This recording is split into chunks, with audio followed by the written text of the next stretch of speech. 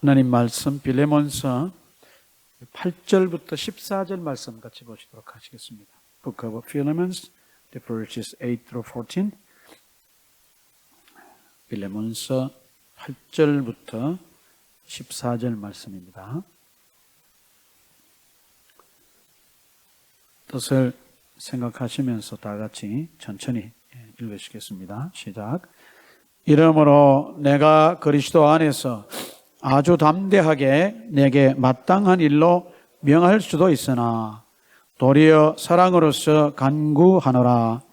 나이가 많은 나 바울은 지금 또 예수 그리스도를 위하여 갇힌 자 되어 갇힌 중에서 낳은 아들 오네시모를 위하여 내게 간구하노라. 그가 전에는 내게 무익하였으나 이제는 나와 내게 유익함으로 내게 그를 돌려보내노니 그는 내 신복이라.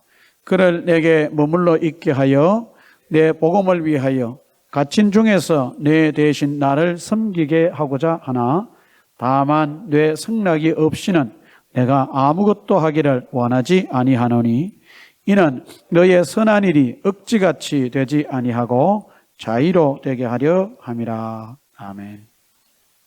15절 이하 이제 계속해서 이어지는 그런 내용입니다만 오늘은 8절부터 14절 말씀 이렇게 나누어서 한번 보도록 하겠습니다. 8절 말씀에서 사도 바울이 오네시모를 위해서 특별히 이 빌레몬에게 간구하는 것입니다. 부탁을 하는, 간절히 구한다 그 말이죠. 부탁을 하는 것인데 8절 말씀에 뭐라고 얘기하냐면 내가 그리스도 안에서 아주 담대하게 내게 마땅한 일로 명할 수도 있다. 명할 수도 있다. 그렇게 얘기를 합니다. 여기에서 잘 아시는 대로 사도 바울은 말 그대로 사도입니다. 사도가 무슨 일반 세상에서 높은 계급을 의미해서 소위 말하는 우리가 한국 군대식으로 말하면 상명하복, 그 위로부터 내려오는 명령을 아랫 사람들은 무조건 복종해야 되는 그런 것을 말하는 것은 아닙니다. 그러나 세상적인 어떤 그런 컬처가 아니라 예수 그리스도 안에서 영적인 문제에 대해서만큼은 사도가 영적인 권위를 가지고 성도들의 영적 삶을 위해서, 보다 나은 영적 삶을 위해서 혹은 보다 나은 신앙생활을 위해서 어떤 의미로 명령할 수도 있다 그 얘기입니다. 이래 해라 저래 해라 그렇게 할 수도 있다는 것입니다. 여러분들이 사도 바울과 관련된 서신서라든지 아니면 사도행전이라든지 이런 부분들을 여러분들이 읽다 보시면은 사실 사도 바울이 명령한 것도 있어요. 잘 아시는 대로 가장 대표적인 명령은 사도 바울의 로마 교회를 향한 서신인 로마서에 보시면은 명령이 나오는데 여러분 너무 잘 아시는 말씀이죠. 로마서 12장 1절과 2절 말씀은 사도 바울이 로마 교회 성도들을 향해서 신앙적으로 명령하는 것입니다. 여러분 잘 아시지 않습니까? 우리 한번 그 부분에 어떤 무슨 명령을 했는지 한번 좀 쳐다보도록 하겠습니다. Book of Romans chapter 12 verses 1 and 3 we're going to check on Apostle Paul's and commitments toward the saints in Church of Rome. 거기에 보시면은 사도 바울이 신앙적인 면에서 로마 교회 성도들을 향해서 이렇게 하라라고 하는 것을 이제 명령하는 것을 볼 수 있습니다. 우리 다 암송하는 그런 구절이기도 합니다. Romans chapter 12, verses 1 and 2 한번 같이 읽어보도록 하겠습니다. 시작. 그러므로 형제들아 내가 하나님의 모든 자비하심으로 너희를 권하노니 너희 몸을 하나님이 기뻐하시는 거룩한 산 제물로 드리라. 이는 너희가 드릴 영적 예배니라. 너희는 이 세대를 본받지 말고 오직 마음을 새롭게 함으로 변화를 받아 하나님의 선하시고 기뻐하시고 온전하신 뜻이 무엇인지 분별하도록 하라. 여기에 1절과 2절 말씀에서 로마 교회 성도들을 향해서 앞부분에 보면 너희를 권하노니 그래서 그냥 이것이 부탁하는 것으로 그렇게 받아들일 수 있으나 그 뒤에 나오는 말씀들을 문장의 원래 이 성경에 기록된 헬라어 문장에서 보면 명령형을 씁니다. 명령형을. 이래 해라, 저래 해라, 해라, 하지 마라. 이런 말로 씁니다. 거기에 보시면 1절 말씀에 하나님이 너희 몸을 하나님이 기뻐하시는 거룩한 산 제물로 드리라. 뭐 드려도 되고 안 드려도 된다는 그런 것이 아닙니다. 옵션이 없습니다. 드리라고 그렇게 되어 있습니다. 그 다음에 2절 말씀에도 가면은 이번에는 너희는 이 세대를 본받지 말고 오직 마음을 새롭게 함으로 변화를 받아. 그다음 쭉 내려가서 무엇인지 분별하도록 하라. 그래서 이런 단어들은 다 이렇게 문에 보시고 우리 뭐 한글로 번역된 성경을 봐서도 그렇습니다만은 다 이렇게 하라 하지 마라라고 하는 것을 명령형으로 말하고 있습니다. 이 외에도 이제 여러분들이 이 빌레몬서와 가장 밀접한 그런 서신을 우리가 꼽으라면은 골로새서인데 골로새서에 여러분들이 또 찬찬히 읽어보시면 사도 바울이 골로새 교회 성도들을 향해서 어떤 말씀을 할 때도 여전히 명령형을 쓰는 그런 부분을 볼 수가 있습니다. 그러니까 얼마든지 사도 바울은 이 빌레몬을 향해서 이렇게 하라 저렇게 하라 할 수도 있다는 것입니다. 그리고 우리가 앞부분에도 그렇고 이 빌레몬서 전체를 통해서 봐도 그렇고 사도 바울과 빌레몬의 어떤 영적인 그런 관계적 차원에서 볼 때 사도 바울은 얼마든지 빌레몬에게 영적인 지도자로서 사도로서 이렇게 해라 저렇게 해라 할 수 있는 그런 입장입니다. 얼마든지 그렇게 할 수 있다 했습니다. 그러니까 그 8절의 끝부분에 내게 마땅한 일로 명할 수도 있으니 명령할 수도 있으나 그렇게 했습니다. 얼마든지 내가 너한테 명령할 수 있는 그런 입장이고 위치에 있다 그랬습니다. 그러나 사도 바울이 이 오네시모를 위한 간구를 명령의 어떤 문제로 풀지 않고 9절 말씀해 보시면은 도리어 사랑으로서 간구하노라 그랬습니다. 이 문제를 사랑으로 좀 풀기를 원한다. 사랑으로서 간구한다 그랬습니다.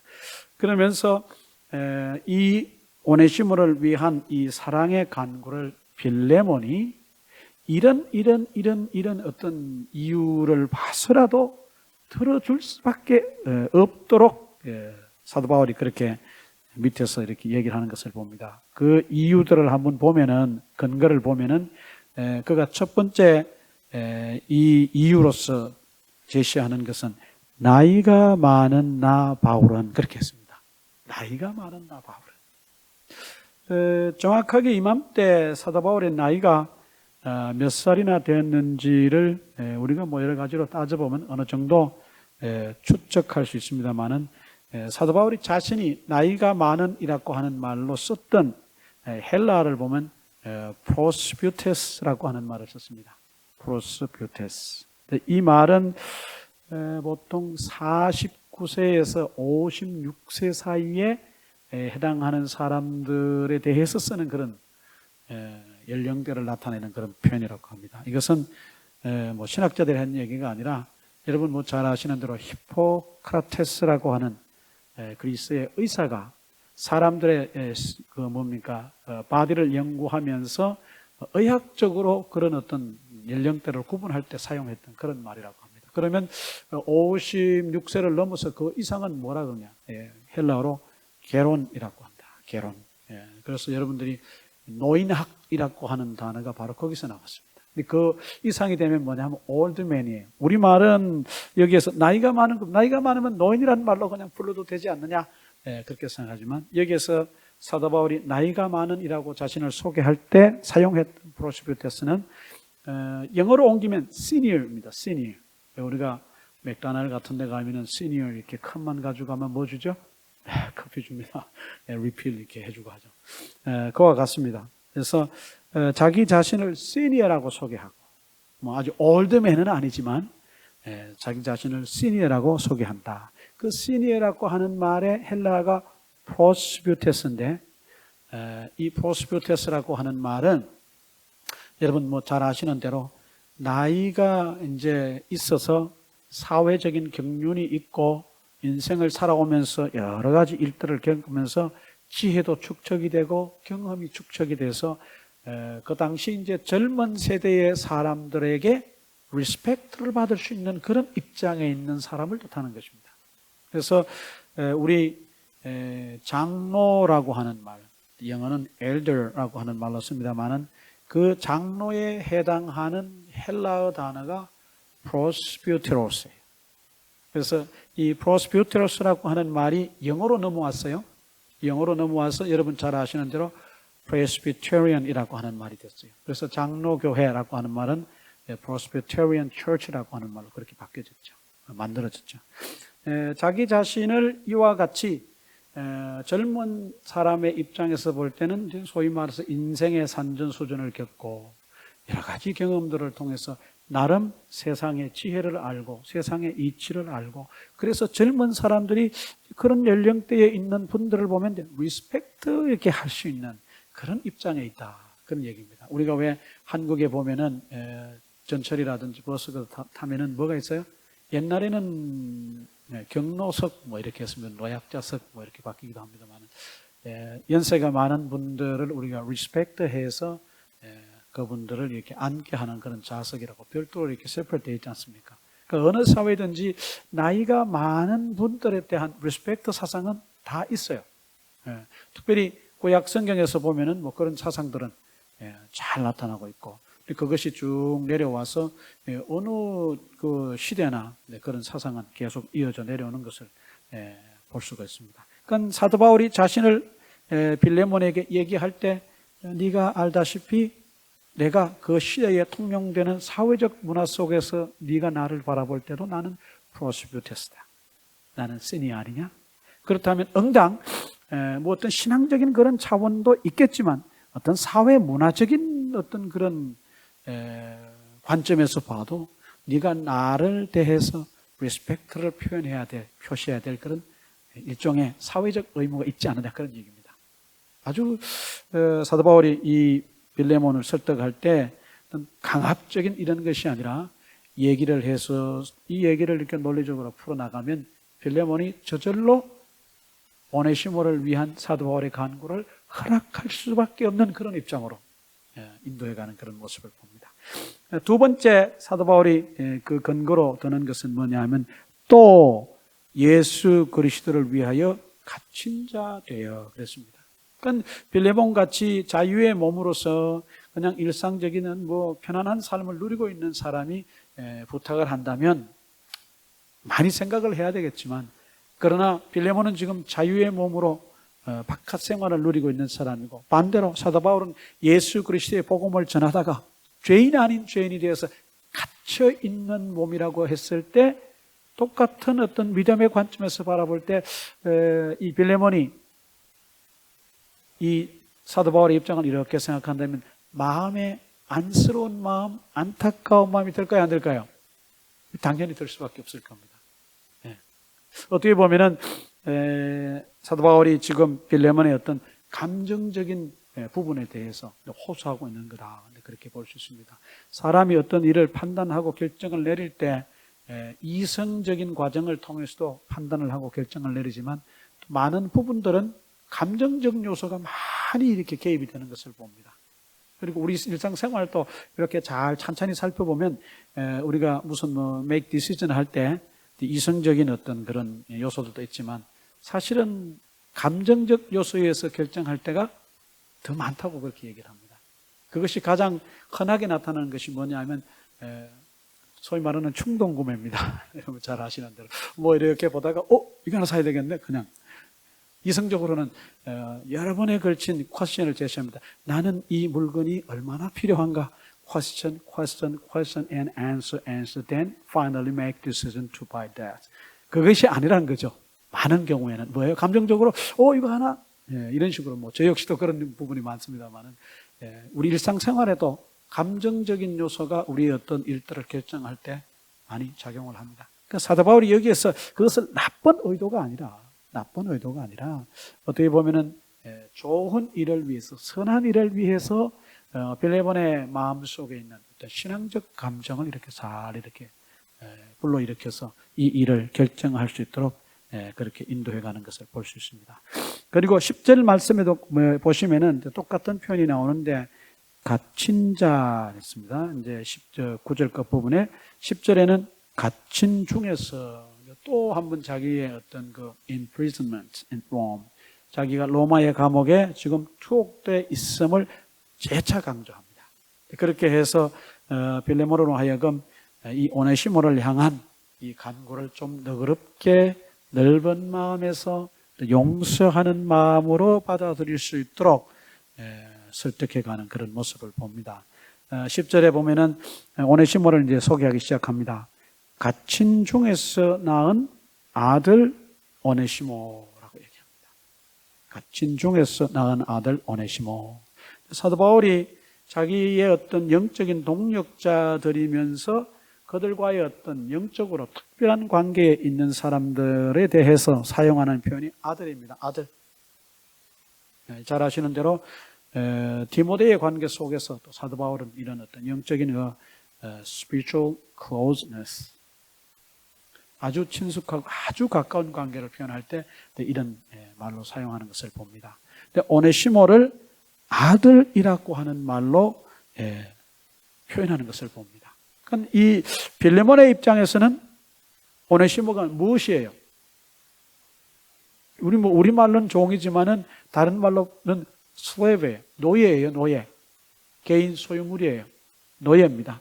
어떻게 보면은 인격도 갖추어져 있지 않고 그냥 주인이 마음만 먹으면 어떻게든 할 수 있는 그런 대상이 그 당시 문화 속에서 노예가 차지하는 그런 모습입니다. 노예에게 주어진 모습이에요.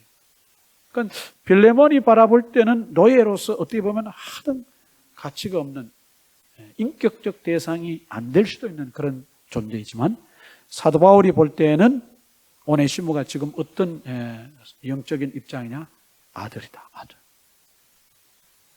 한번 생각을 해보시기 바랍니다. 빌레몬과 사도 바울의 어떤 특별한 어떤 영적인 관계, 그 관계에서 빌레몬이 바라볼 때 오네시모는 노예에 불과하지만 이 특별한 관계 속에 있는 사도 바울이 오네시모를 바라볼 때는 뭐라는 거예요? 아들이라는 거예요. 그러니까 이 오네시모는 빌레몬에게 있어서 노예이면서 사도 바울에게 있어서는 영적인 아들입니다. 그러니까 사도 바울의 이런 표현에 의해서 빌레몬에게 오네시모를 위해서 간구할 때 빌레몬이 이 문제를 그냥 쉽게 처리할 수 있는 그런 문제가 아니죠. 진중해질 수밖에 없고 진지해질 수밖에 없습니다. 그 당시에 주인을 떠난 노예, 그 이유가 무엇이 되었든지 간에 주인의 허락 없이 주인을 떠난 노예들은 주인이 마음 먹은 대로 할 수 있는 그런 사회적 문화입니다. 그런 상황에서 자기를 떠난 도망친 노예라고 이제 보통 그렇게들 표현합니다만은 도망친 노예 오네시모를 사도 바울이 지금 감옥에서 그를 만나 복음을 그에게 전하고 그가 복음을 믿고 나의 영적인 아들이 되었다. 그러니까 단순히 그가 믿음을 받아들여서 예수 믿는 하나님의 자녀가 되었다는 관점 그게 아니라 그것을 훨씬 뛰어넘어서 지금 바울과 오네시모의 영적인 관계가 더 깊은 차원 높은 관계다. 그것은 바로 영적인 아들이고 자신이 낳았다고 그렇게 표현을 합니다.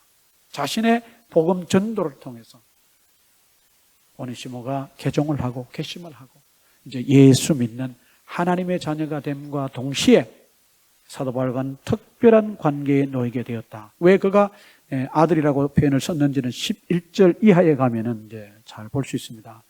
그가 전에는 내게 무익하였으나 이제는 나와 내게 유익한 존재가 됐다. 옛날에 노예인 오네시모가 너의 집에 있을 때 그리고 너를 떠나서 나올 때 도망쳐 나올 때 예를 들면 도망쳐 나왔을 때 어떻게 보면은 오네시모는 너에게 아주 무익한 존재였다. 그러나 지금은 예수 믿고 그가 달라진 이후에 이 오네시모라고 하는 존재는 내가 판단컨대 너에게도 유익하지만 나에게도 아주 유익한 존재가 됐다. 이 오네시모라고 하는 말의 뜻이 유익한이라고 하는 뜻입니다. useful, profitable, useful 그런 뜻입니다. 그러니까 그 당시에 주인이 노예를 사거나 혹은 노예가 출생했을 때 그 노예의 이름을 주인이 보통 이렇게 지어준답니다.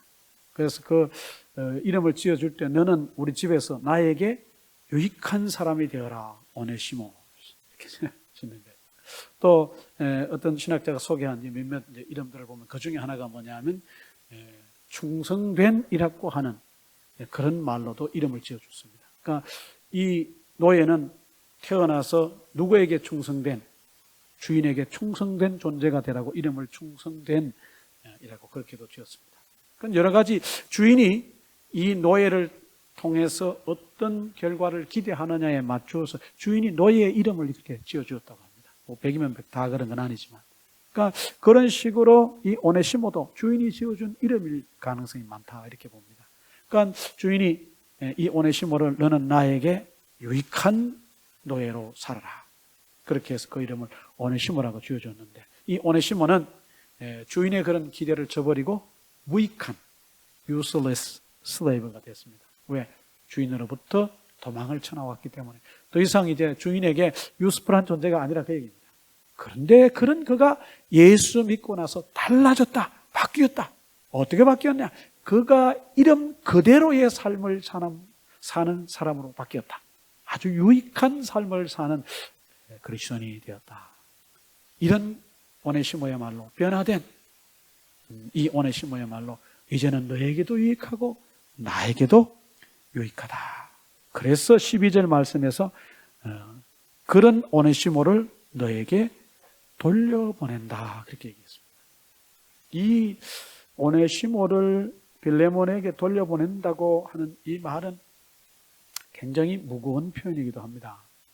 그 당시 그리스 로마 사회의 법에 의하면, 사회적인 법에 의하면 도망친 노예를 발견한 사람은 가차없이 그 노예를 주인에게로 되돌려 보내야만 했습니다. 그러니까 어떻게 보면은 우리가 어떤 인간적인 생각으로 이렇게 본다면 이 도망친 노예를 주인에게 돌려보냈을 때 그 노예에게 주어지는 것은 웰컴일까요? 퍼니시먼일까요? 징계일까요? 징벌일까요? 퍼니시먼이에요. 사도 바울이 그것을 모르고 그를 돌려보내려고 할까요? 아니에요. 사도 바울도 다 알고 있습니다.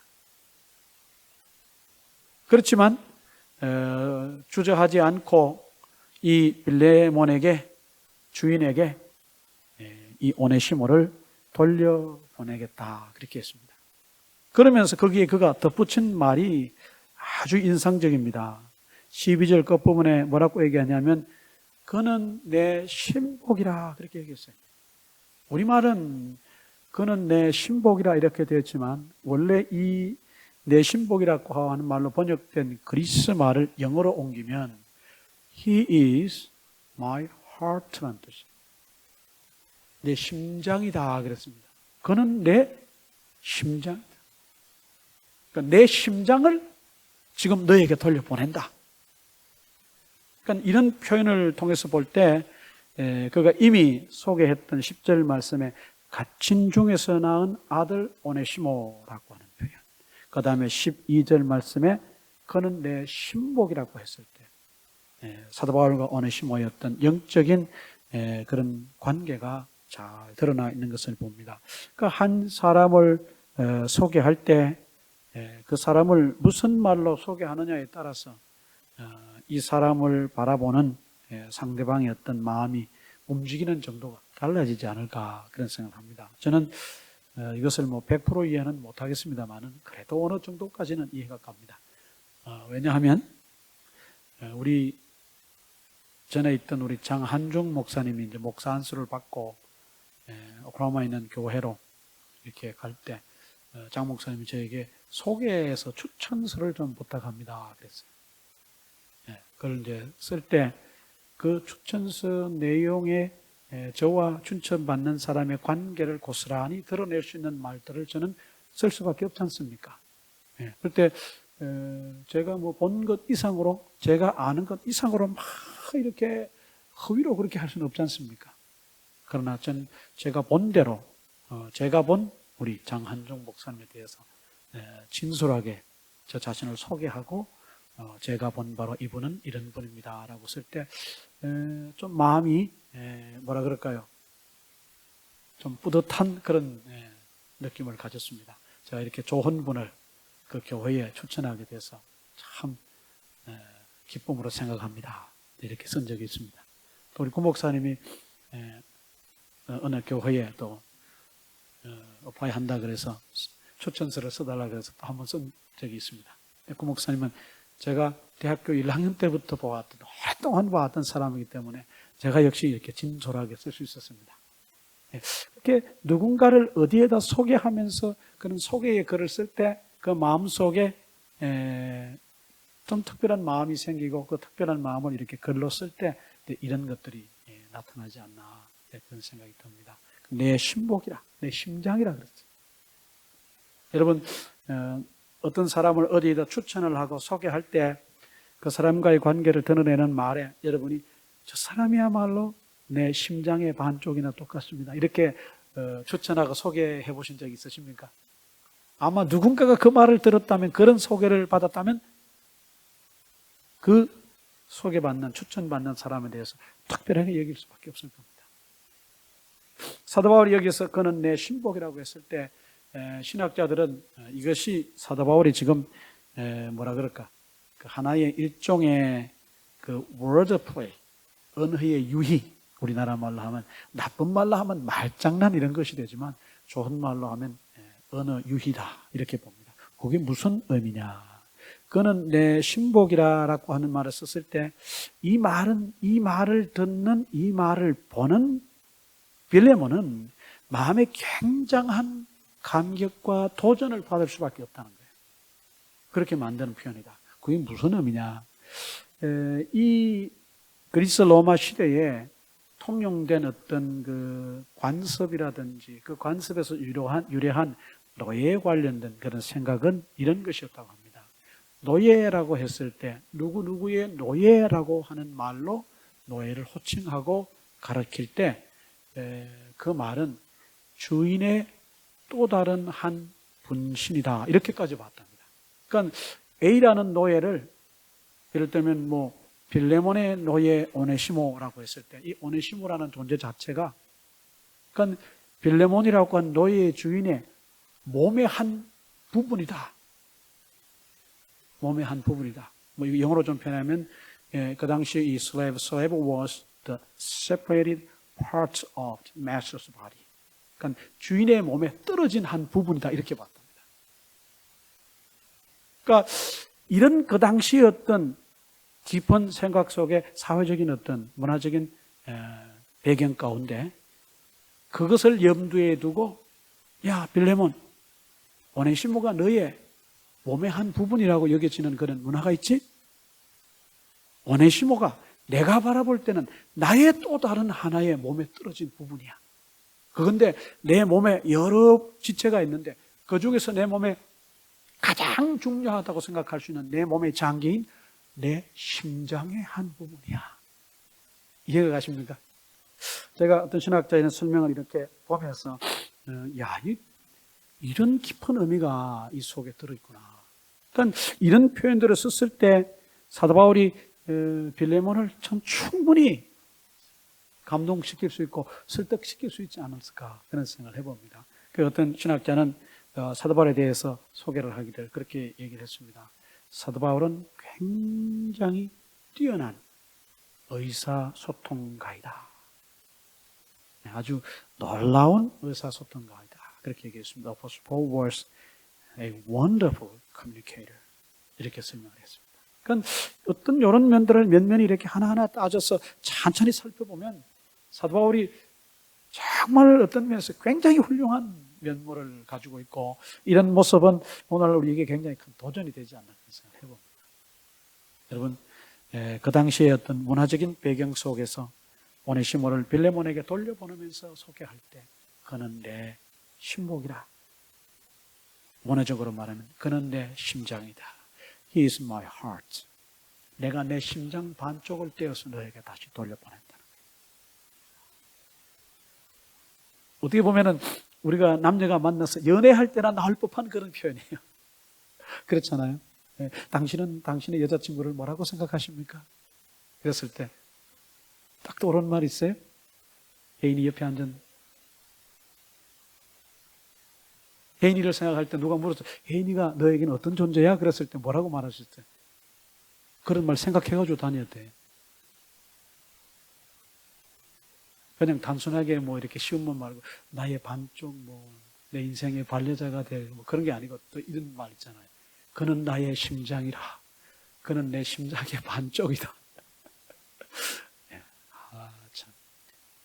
그 말 들으면 아마 감동할 겁니다. 그러니까 남녀 관계를 떠나서 어떤 대인 관계 속에, 인간 관계 속에서 오네시모를 사도 바울은 그는 내 심장이라고 소개했습니다. 참, 사도 바울의 어떤 위대한 면을 우리 다시 한번 엿볼 수 있는 표현입니다. 13절에 내려가서 이제 오네시모를 너희에게 돌려보내야 되는 또 다른 이제 이유들을 설명하는데, 그가 왜 오네시모를 돌려보내야 되겠느냐. 13절에 그를 내게 머물러 있게 하여 내 복음을 위하여 갇힌 중에서 뇌 대신, 빌레몬 뇌 대신에 나를 섬기게 하고자 하나 그랬습니다. 나를 섬기게 하고자 하나. 그러니까 우리가 얼핏 이런 부분들은 잘 이해가 안 갑니다. 아니 감옥에 있는 사람이 무슨 섬김을 받아? 거기서 뭐 교도관들이 있고 다 그 뭐 사람들이 있으니까 다 모든 문제가 해결되는 거 아니냐? 우리가 이제 그 시대의 문화로 거슬러 올라가면 좀 이해할 수 있는 부분입니다. 배경을 나타내는 어떤 그런 책들을 보니까 왜 이런 말이 나왔느냐? 그 당시에 제수가 감옥에 갇히면 뭐 로마 제국에서 갇힌 제수를 위해서 기본적인 아주 극도의 기본적인 것은 제공하지만 그러나 그것 가지고 생활하기가 어렵기 때문에 가족 중에 누군가가 요즘 말로 하면 옥바라지를 해야 했답니다. 음식도 넣어주고 또 뭐 추운 겨울이 되면은 겨울을 날 수 있는 어떤 의복들도 구해서 넣어주고 그래야만 됐대요.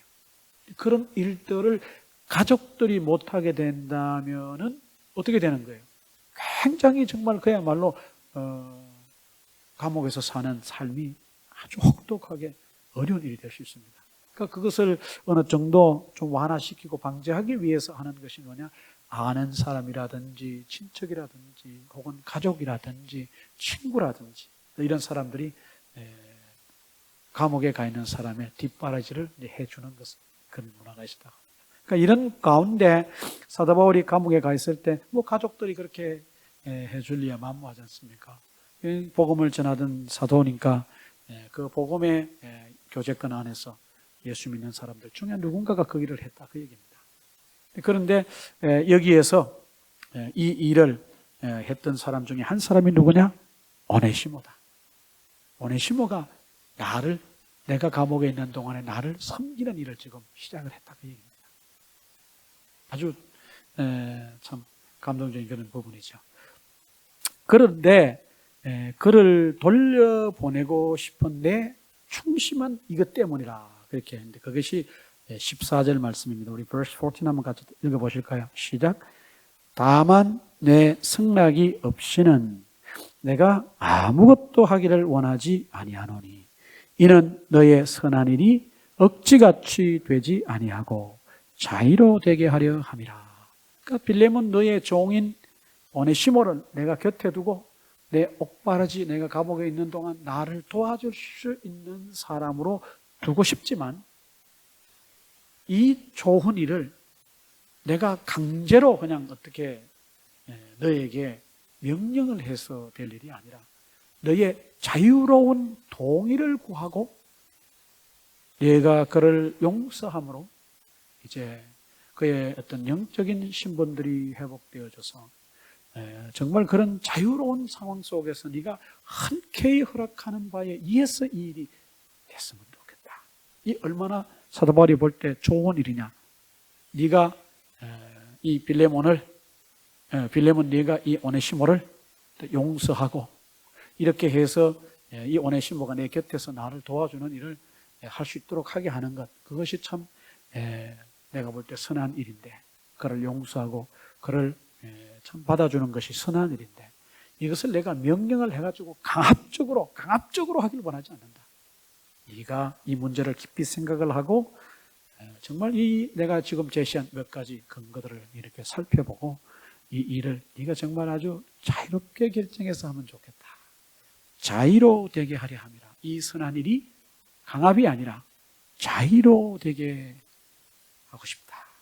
이것이 사도 바울의 오네시모를 위한 간구에 빌레몬을 향한 충심 이렇게 볼 수 있습니다.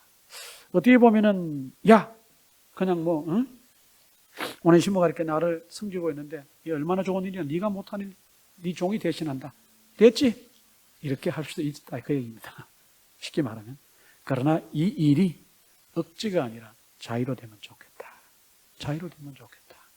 내가 돌려보내는 오네시모를 네가 받아들이고 용서하고 받아들이고 이제 노예가 아니라 믿음 안에서 예수 그리스도 안에서 형제가 된 오네시모가 계속해서 이 일을 할 수 있도록 그렇게 해주면 좋겠다. 단 명령이 아니다. 강압이 아니다. 내가 깊이 생각하고 주 안에서 이 문제를 결정을 해서 자유롭게 네가 결정하기를 원한다. 네. 아주 감동적인 그런 내용입니다. 이 짧은 말씀인데 우리가 이 말씀을 통해서 살펴볼 수 있는 많은 것들이 여기 안에 들어있습니다. 몇 가지 한번 좀 같이 살펴보도록 하겠습니다. 8절 말씀에 우리 익히 이미 살펴보았습니다만은 사도 바울의 입장에서 이 빌레몬의 결정을 명령할 수도 있는 입장이나 그가 이것을 명령하지 않고 사랑으로서 강구한다 그랬습니다. 사랑으로서 강구한다. 물론 그 밑에 14절 말씀에 자유로 되게 하려 함이라 라고 하는 말의 또 다른 표현이기도 합니다. 그러나 우리가 이 말씀을 가지고 좀 이렇게 생각을 해볼 필요가 있다 봅니다. 우리가 인간관계 속에서 혹은 가족 간에 혹은 교회 안에서 목회자와 성도 간에 여러 가지 우리가 일들을 같이 해나갈 때 우리가 이런 원리를 따라 해야 되지 않겠나 그런 생각을 해봅니다. 옛날에 한때 소위 말하는 A라고 하는 지도자는 카리스마가 있어. 그래서 그 카리스마로 그냥 어떤 일들을 아주 진취적으로 불도저처럼 막 밀어붙여서 해내가는 그런 지도자를 굉장히 훌륭한 지도자로 지도자상으로 보았던 그런 시기가 있었어요. 지금도 그런 요소가 없지 않아 있긴 있어요. 예를 들면 한국의 가장 대표적인 기업가요 지도자였던 정주영 씨에 대한 얘기 여러분 잘 아시지 않습니까? 그분이 어떤 그 비즈니스맨으로서 그 기업을 이끌어가는 지도자로서 굉장한 카리스마를 가지고 있었다. 다들 공통적으로 그렇게 얘기를 합니다. 그분에 대한 얘기가 이것이 근거가 얼마나 있는지는 모르겠습니다만은 일화 비슷한 그런 얘기들을 몇 번 들은 적이 있습니다. 중력들 모임을 할 때 중요한 사안을 결정할 때 있었던 그런 일이라고 합니다. 어떤 아주 굉장히 그 회사 내에서 높은 위치에 있는 사람인데 회의 시간에 어떻게 지각을 했다고 합니다. 그 지각을 하고 그냥 들어오는 그를 향해서 고 정주영 회장이 그렇게 얘기했답니다. 집에 가서 애나 보라고 그랬답니다. 모르겠어요. 이게 얼마나 근거가 있는 얘기인지는 모르겠지만은 그 정도로 어떤 일화 비슷한 얘기가 전해오는데 사람들은 그런 이야기를 듣고 참 지도자가 진짜 카리스마가 그런 게 아니냐고 그렇게 얘기를 합니다. 그래서 한때 어떤 기업의 지도자나 어떤 정치적 지도자나 이 사회에 우리 믿지 않는 그런 사회적 환경 속에 어떤 그런 지도자가 지녀야 될 카리스마로 어떤 그런 면들을 꼽았습니다. 근데 그것이 교회 안에도 사실은 들어왔어요. 그래서 목회자들이 지녀야 할 어떤 리더십 중에 한 부분이 그런 카리스마였다. 그래서 그런 카리스마를 통해서 주님의 일을 하고 교회의 일을 해나가는 목회자가 훌륭한 목회자요. 아주 훌륭한 리더십이라고 그렇게 칭찬을 했었어요. 근데 어느 시대인가부터 어느 시점에서인가부터 교회 안에서 새로운 그 지도자의 어떤 롤 모델로서 우리가 세상의 그런 리더십을 따라갈 것이 아니라 예수님의 리더십을 따라가야 된다. 그렇게 해서 그 예수님 모델 리더십이 등장하기 시작했고 예수님께서 마가복음에 보면 그렇게 말씀을 하십니다. 내가 섬김을 받기 위해서 온 것이 아니라 섬기기 위해서 왔고 내 목숨을 많은 사람들의 대성물로 주기 위해서 왔다. 그렇게 합니다. I came not to be served, to serve others. 그렇게 얘기를 합니다. 내가 섬김을 받기 위해서 온 것이 아니라 섬기기 위해서 왔다. 그래서 이런 예수님의 사상을 중심으로 새로운 교회 안에서의 리더십 그것이 이제 이론이 정립이 되고 세워졌는데 또 예수님은 스스로를 servant라고 얘기를 했습니다. 종이라고 얘기했습니다. 그렇지만 예수님께서 종으로 공생의 사역을 하시면서도 여전히 리더십을 발휘해서 제자들을 이끌어 가시고 하나님 나라 확장을 위해서 헌신해 가셨는데 그런 것을 종합적으로 얘기할 때 뭐라고 얘기하냐면 servant leadership이다. 종으로서 섬기는 지도자, 지도력이다. 그렇게 우리말로 말할 수 있습니다. 그것이 오늘날은 교회 안에서 자리 잡았습니다. 우리 한국 교회에 1960년대, 70년대, 80년대 이럴 때 흔히 말하는 유명한 부흥 강사 목사님들이 보여주는 어떤 소위 말하는 그 영적인 카리스마 혹은 큰 대형 교회의 목사님들이 보여주었던 그런 어떤 리더십 중에 하나는 대부분 그런 사회적으로 많은 사람들이 닮으려고 했던 그런 리더십이 카리스마 소위 말하는 그런 리더십이었어요. 그래서 그런 리더십이 없는 목회자들은 능력이 없고 그런 리더십, 그런 종류의 리더십을 지니지 않은 사람들은 훌륭한 목회자라고 보지 않던 그런 교인들도 많았어요. 그러나 성경에 들어가서 보니까 거기 성경적인 그 원래적 모습이 아니더라. 예수님 봐라. 예수님이 언제 그냥 맨날 명령만 하셨냐. 명령도 하셨지만 종에 대해서 제자들의 발을 씻기시는 그런 모습들을 보이지 않았느냐. 우리가 그런 거 배워야 된다. 그래가지고 요즘은 servant leadership으로 이제 많이 바뀌었습니다. 오늘 이 본문 속에 사도 바울이 보여주는 모습도 때로는 그가 로마서나 골로새서 같은 데서 해라, 이렇게 해라, 하지 말아도 하지만은 그러나 오늘 그의 어떤 지도자로서 사도로서 얼마든지 그 apostolic authority를 유스하고 그걸 통해서 명령하지만 그렇게 하지 않고 사랑으로서 부드럽게 간구하고 자기가 오네시모를 위해서 간구하는 이유를 차근차근 빌레몬이 잘 이해할 수 있고 그의 어떤 감정적인 요소에 대해서도 자극을 하고 쉽게 말하면 도전을 해서 오네시모를 잘 받아줄 것을 부탁하는 그런 이 사도 바울의 모습이 아주 저 개인적으로는 도전이 되고 어떻게 보면 이것이 굉장히 큰 은혜가 저에게는 됩니다. 한번 여러분 생각을 해보십시오. 여러분들이 직장에서 사업장에서 혹은 가정에서 어떤 일들을 추진해 나갈 때 여러분들이 주로 사용하시는 방법은 무엇입니까? 명령입니까? 상명하복, 군대에서 우리 한국 군대에서 까라면 까는 그런 상명하복입니까? 아니면 여러분이 누군가에게 어떤 일을 함께 해나갈 때 호워크라든지 혹은 여러분의 아랫사람이라든지 아니면 여러분들이 고용하고 있는 고용인에게 어떤 일을 이렇게 추진해 나가고 일을 해나갈 때 정말 여러분들이 잘 설득을 하고 잘 설명을 해서 이런 일들을 그분이 상대방이 잘 할 수 있게 만드는 그런 리더십을 사용하십니까? 제가 볼 때 이제는 옛날에 카리스마를 가지고 있는 그런 지도자들이 사용했던 그런 authority를 사용해서 권위를 사용해서 어떤 일을 처리해 나가는 그런 시대는 이제 아닌 것 같아요. 여러분 뭐 잘 아시는 대로 포스트 마더니즘 여러분 뭐 잘 들어보셔서 아실 겁니다. 포스트 마더니즘의 가장 큰 특징은 뭐냐면 절대 권위에 대한 복종과 순종이 없어졌다는 것입니다. 옛날에 우리가 대통령 욕을 할 수 있었어요? 못했어요. 큰일 났습니다. 그러나 지금은 내가 마음에 안 들면 대통령을 내가 뭐 할 수 있어요? 비평도 할 수 있을 뿐만 아니라 비판도 할 수 있고 비난도 할 수 있어요. 이런 어떤 사회적인 현상은 뭐 이렇게 사회적 조류 어떤 그 철학적 조류 안에서 볼 때 포스트 마더니즘에서 근거하는 것이다. 절대 권위에 대한 순종 이제 없어졌다. 그러니까 권위주의를 통해서 어떤 일을 이렇게 뭐라 그럴까요? 쟁취하고 어떤 일을 해 나가려고 하는 방식을 이제는 이 젊은 세대들은 아주 싫어합니다. 우리가 어릴 때 우리의 부모님들이 우리의 그 고지시켰던 아버님들이 막 우리를 향해서 뭐 하라고 시켰던 그런 많은 일련의 일들은 지금 세대가 바라보면 그건 다 뭐라 그러냐면 꼰대가 하는 짓이라고 그렇게 봅니다. 꼰대 여러분 잘 아시죠? 네. 그래서 그런 리더십은 이제는 뭐예요? 그냥 안 통해요. 대통령도 옛날엔 명령할 수 있어요. 물론 법적으로 어떤 요소들은 강제할 수 있는 그런 부분이 있지만, 그러나 어떤 사안들에 대해서는 대통령이 명령하는 것만 가지고 국민들이 다 하지는 않습니다. 가장 우리 미국 사회에 지금 우리가 접하고 있는 것이 뭐냐면 백신 접종에 관한 문제입니다. 그렇죠?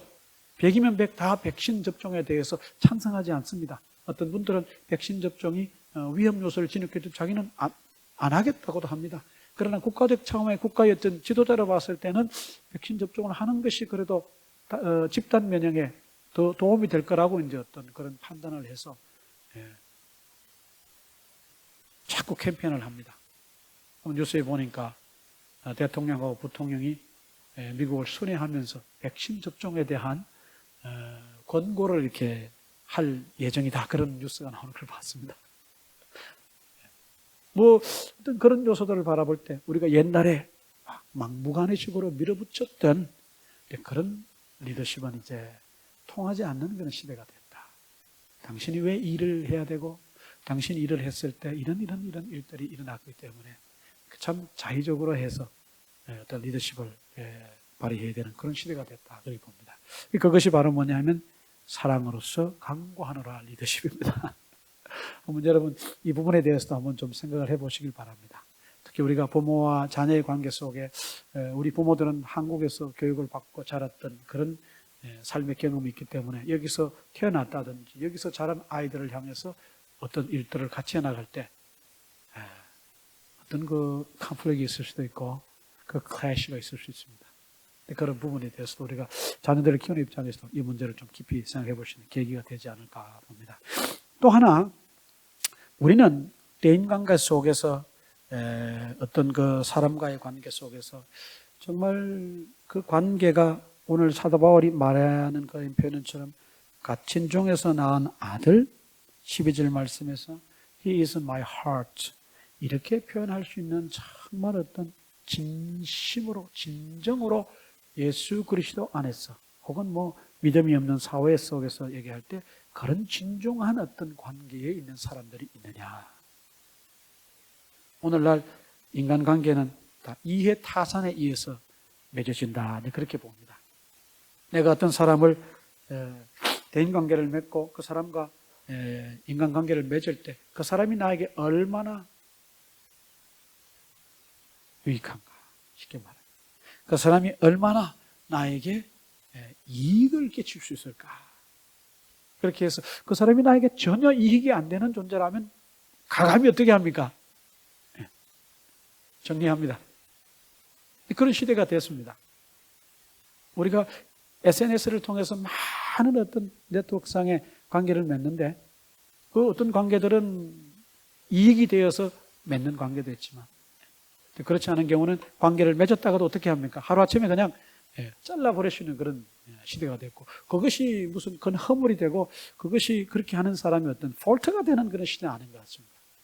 어떤 사람과 사람과의 관계가 많이 개념이 달라지고 그 개념이 달라지게 만드는 배경에는 이해타산이라고 하는 그런 요소가 뚜렷이 자리 잡고 있는 그런 모습을 봅니다.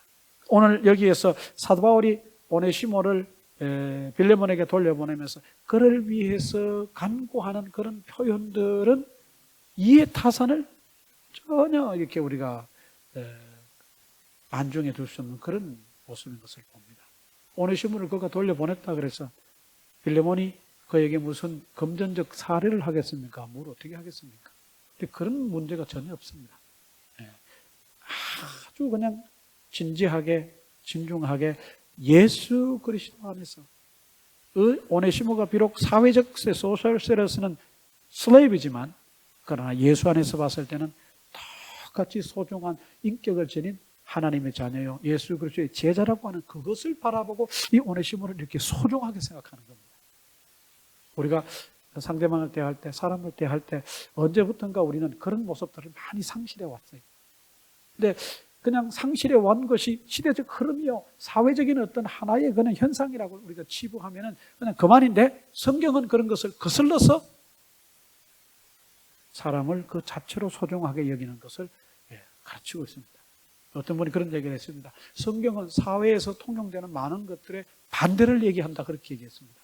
참 그런 면에서 볼 때 이런 부분들은 굉장히 중요하고 우리가 정말 눈여겨보아야 되고 우리의 어떤 예수님의 제자로 살아갈 때 대인관계 속에서 우리가 사람을 어떻게 보느냐 하는 것을 결정짓게 만드는 성경적 근거다. 그렇게 봅니다. 한번 여러분 이 부분에 대해서 한번 잘 생각해 보시기 바랍니다. 마지막으로 또 하나 이렇게 살펴보는 것은 뭐냐 하면 사도 바울이 빌레몬에게 부탁을 하는데 비록 이 일이 좋은 일일지라도 강압하지 않고 네가 자의로 결정을 해서 할 수 있도록 하게 하는 그런 모습입니다. 옛날에 우리가 흔히 들었던 얘기입니다. 소를 혹은 말을 물가까지 끌고 갈 수는 있으나 강제로 물을 먹게 할 수는 없다 그랬습니다. 그렇죠? 우리가 자녀들을 키울 때 자녀가 이렇게 살아야 되는 것이 바른 길인 것을 알고 말을 할 수 있고 잔소리를 할 수 있지만 궁극적으로 그 자녀가 그렇게 살게 하는 것은 우리가 마음대로 돼요, 안 돼요? 안 돼요. 그래서 옛날에 어른들이 그렇게 얘기했어요. 품 안의 적 자식이라 그랬어요. 어떤 자식이, 자녀가 어떤 그 자율적인 어떤 것들을 이렇게 아직까지 잘 이렇게 알지 못할 때 부모가 그래도 그냥 부모의 어떤 의지대로 아이들을 이렇게 컨트롤할 수 있는 그럴 때 말이지, 이미 아이가 조금 생각을 하게 되고 자신의 소견, 자신의 어떤 의견이 정립이 되기 시작하면 그 아이를 우리가 이제 마음대로 못한다는 거예요. 물론 저도 저 아이들을 셋을 키웠고 지금은 이제 아주 어린 손자가 하나 있는데 이제 며칠 전부터 본인의 의견을 뚜렷하게 표시하기 시작했습니다. 뭐라고 이렇게 해서 자기 생각이 아니면 no라고 합니다. no, no. 네. 뭐 이제 아빠 여기 있지만은 아빠도 이제 마음대로 못하게 될 거예요. 이미 그 어린아이지만 마음속에 자신의 판단이 이미 조금씩 서기 시작하는 거거든요. 이럴 때 이게 분명히 좋은 일인데 어떨 때는 부모가 막 자녀를 강압하고 싶은 생각이 들 때가 있어요? 있어요. 근데 성경은 뭐라고 얘기하냐면 그렇게 강압하지 말고 뭐 하라고요? 스스로 할 수 있도록 어떻게 하든지 하라고. 제가 얘기했죠. 거꾸로 간다고. 막 강압할 수 있고 야! 그렇게 하지 마, 저렇게 하지 마, 이렇게 해라고 할 수 있는데 그렇게 하지 말라는 거예요. 뭐 하라는 거예요?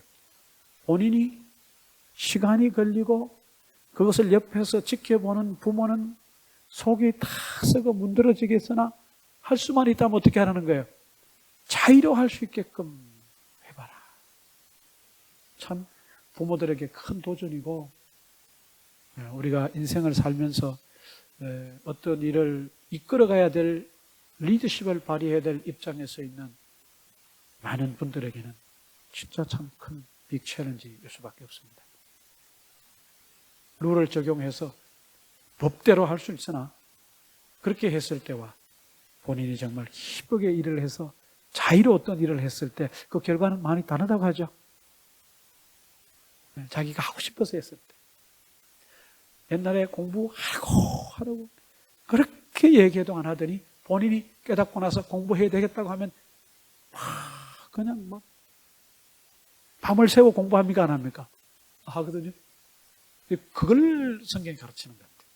자의적으로 했을 때 어떤 일에 대한 집중도라든지 그 집중을 통해서 이루어내는 결과는 강압적으로 해서 맺어지는 열매와는 종류가 다르고 차원이 다를 수 있다는 거예요.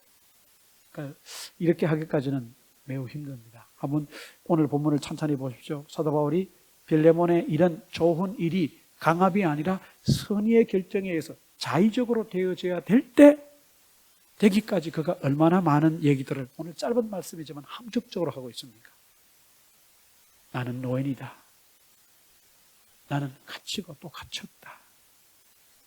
내가 너를 대해서 강구하는 저 오네시모는 너에게는 쓸모없는 사람이나 지금은 유익한 사람이 되고 내 아들이다. 내 심장이다.